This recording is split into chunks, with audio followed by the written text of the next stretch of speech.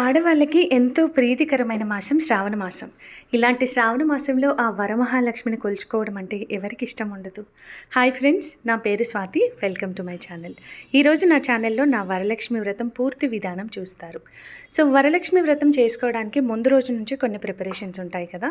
ఇల్లంతా తుడుచుకోవడం, కడుక్కోవడం, పిండి పట్టించుకోవటం, ముగ్గు కోసం, అమ్మవారి ప్రసాదాల కోసం పిండి పట్టించుకోవటం, ఇలా ప్రసాదాలు ఇవన్నిటి కోసం నానబెట్టుకోవడం, ఇవన్నీ ముందు రోజునైతే నేను చేసుకున్నాను.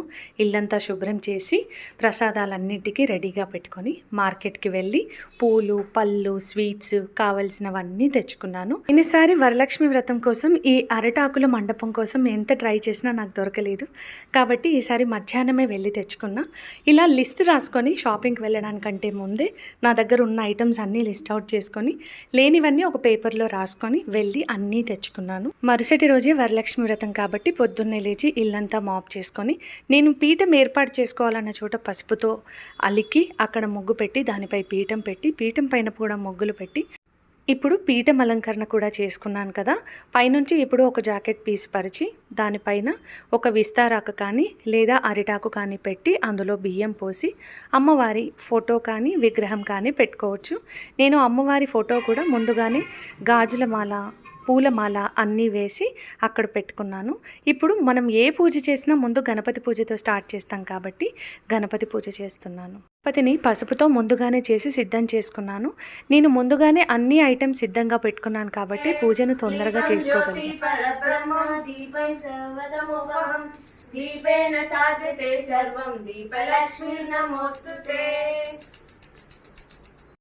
ఇంట్లో ఆడపిల్లలుంటే ఆ కళే వేరు కదా. ఆ మహాలక్ష్మితో పాటు మా మహాలక్ష్మిలను కూడా చక్కగా తయారు చేసి వాళ్ళని కూడా పూజలో కూర్చోబెట్టుకొని పూజ చేస్తుంటే నాకు మనసుకి ఎంతో హాయిగా అనిపించింది. గణపతి పూజ హారతి పూర్తయిన తర్వాత ఇప్పుడు లక్ష్మీదేవి పూజ కోసం రూపును సిద్ధం చేసుకుంటాం కదా. రూపు పెట్టుకునే వాళ్ళు ఒక బంగారు కాయిన్ అయినా లేదా బంగారు నగలైనా, మీరు ఏదైనా కొత్తగా కొనుక్కున్న వస్తువులు బంగారం, వెండి అమ్మవారి దగ్గర పెట్టుకోవచ్చు. ఒక తమలపాకులో పెట్టి దానిపైన కుంకుమ, అక్షింతలు అన్నీ వేసి అమ్మవారి ముందు పెట్టుకోవాలి. ఇక వాయినానికి కూడా అన్నీ సిద్ధం చేసి పెట్టుకున్నాను. చీర, జాకెట్టు, గాజులు, కుడక, వక్క, ఆకు అన్నీ పెట్టుకోవాలి. నేను ఇక్కడ చూపిస్తున్నట్టుగా ఆ ఐటమ్స్ అన్నీ పెట్టుకొని అమ్మవారి ముందు పెట్టుకొని మనసారా నమస్కారం చేసుకోవాలి.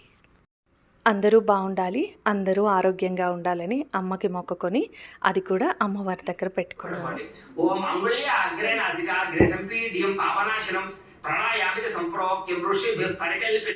మనస వాచ కర్మన అమ్మవారికి చక్కగా పూజ చేసుకున్నాను. నాకు తోచినట్టుగా అమ్మవారికి పెట్టగలిగే 5 నైవేద్యాలనైతే నేను సిద్ధం చేసుకోగలిగాను. పొద్దున్న 5 గంటలకి నా పని మొదలైతే నా పనులన్నీ అయిపోవడానికి నాకు చాలా టైం పట్టింది. అయినా శ్రద్ధగా భక్తిగా చేసుకున్నాను. అమ్మవారి కరుణ మనం అందరిపైన ఉండాలని మనసారా కోరుకున్నాను.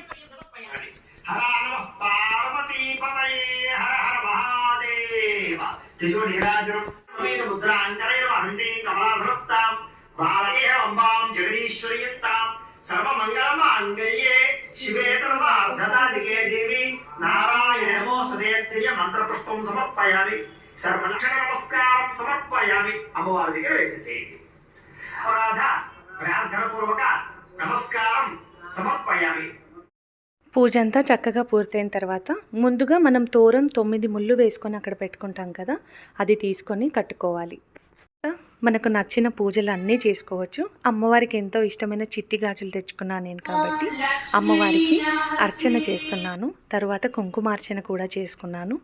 అన్నీ చేసుకుంటుంటే మనసుకి ఎంతో హాయిగా అనిపించింది. అన్నీ పెట్టుకొని అమ్మవారిని అలా చూస్తూ కూర్చుండిపోయాను. ఈ రోజంతా ఉపవాసం చేసినా కూడా నాకు ఎక్కడా అలసట అనిపించలేదు. నేను ఉపవాసం వదలడానికి రాత్రి 9:30 అయింది. ఎందుకంటే మా ఆయన ఇంట్లో లేరు కాబట్టి ఆయన వచ్చాకే అక్షింతలు వేయించుకొని తీర్థం తీసుకోవాలని అప్పటిదాకా వెయిట్ చేస్తూ ఉన్నాను. పూజ అంతా భక్తి శ్రద్ధలతో చేసుకున్నాను. పూజ అనంతరం వ్రతకల్పం చదువుకున్నాను. తర్వాత కనకదార స్తోత్రం, అమ్మవారి అర్చన అన్నీ నా కూతురుతో కలిసి చేసుకున్నాను. నాకన్నా నా కూతురే బాగా చేస్తుంది.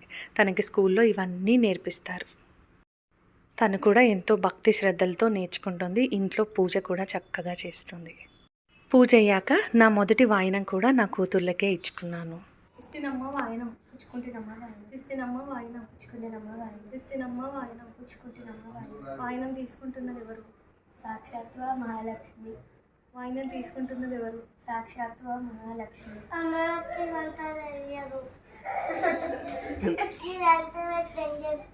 ఇస్తినమ్మా వాయినం. పుచ్చుకుంటున్నమ్మా వాయినం. పుచ్చుకుంటినమ్మా వాయినం. పుచ్చుకుంటున్నమ్మా వాయినం. ఇస్తినమ్మా వాయినం. పుచ్చుకుంటున్నమ్మా వాయనం. ఇస్తినమ్మా వాయినం. పుచ్చుకుంటున్నమ్మా వాయినం. వాయినం తీసుకుంటున్నది ఎవరు? వరలక్ష్మి. అడిగితినమ్మా వరం, ఇస్తినమ్మా వరం అన్నాను. నేనంట అడిగితినమ్మా వరం అంటే ఇస్తినమ్మా వరం అన్నాను. అడిగితినమ్మా వరం, ఇస్తినమ్మా వరం. పట్టుకో. కాళ్ళు చూపియాలి ఇప్పుడు. కాళ్ళు కాళ్ళు బంగారు కాళ్ళు కాలి. అమ్మయ్య ఇప్పుడు లక్ష్మింటారు. అలా త్రిపుర సుందరి. ఇట్లా చేయి పెట్టాలి.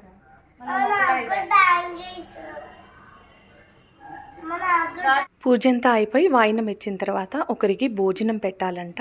నేను నా కూతురికే మొదటి వాయినం ఇచ్చాను కాబట్టి నా కూతురునే సాక్షాత్తు ఆ వరమహాలక్ష్మిలా భావించి ఆవిడకు భోజనం పెట్టినట్టుగా తలుస్తూ విస్తరి వేసి నేను చేసిన అన్ని ఆహార పదార్థాలను ప్రేమతో భక్తితో అక్కడే కూర్చొని వడ్డిస్తూ తనకు కొసరి తినిపిస్తూ అమ్మవారే తిన్నట్టుగా ఆలాపన చేస్తూ ఎంతో మురిసిపోయాను. ఇంక సాయంత్రం మళ్ళీ ఒకసారి పూజ చేసుకొని పేరెంటాళ్ళందరినీ ఇంటికి పిలిచి వాళ్ళకి పసుపు కుంకుమ ఇచ్చి కాళ్ళకి పసుపు రాసి వాయినంలో జాకెట్ బట్ట, పళ్ళు, పసుపు, కుంకుమ, ఆకు, వక్క అన్నీ పెట్టి వాళ్ళకి సమర్పించి ఆశీర్వాదం తీసుకున్నాను. ఈలోపు సాయంత్రం మా హస్బెండ్ ఆఫీస్ నుంచి కూడా వచ్చేసారు కాబట్టి ఇంకా ఆయనకి కూడా పూజ చేసిన ఫలితం దక్కాలని పసుపు కుంకుమ అక్షింతలు ఆ అమ్మవారి దగ్గర వేయించి నమస్కారం చేసుకొని ఆయన చేతుల మీదుగానే తీర్థం ప్రసాదం తీసుకొని ఇంకా నా ఉపవాసాన్ని అయితే ముగించేసుకున్నాను. తర్వాత ఆయన దగ్గర ఆశీర్వాదం తీసుకొని అందరం చల్లగా ఉండాలి బాగుండాలి అని అమ్మవారికి మరొక్కసారి మనస్ఫూర్తిగా నమస్కారం చేసుకున్నాను. ఇంకా ఆ ప్రసాదం అమ్మవారి దగ్గర పెట్టిన ప్రసాదాన్ని పిల్లలందరికీ పంచేసి వాళ్ళతో పాటుగా మేము కూడా కూర్చొని ఆ ప్రసాదాన్ని తిన్నాము.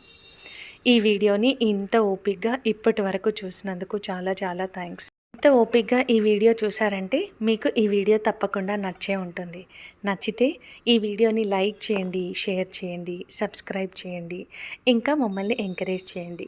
ఈ వీడియోలో నాకు తెలిసి తెలియక ఏమైనా తప్పులు చేస్తే నాకు కామెంట్లో చెప్పండి, సరిదిద్దుకుంటాను.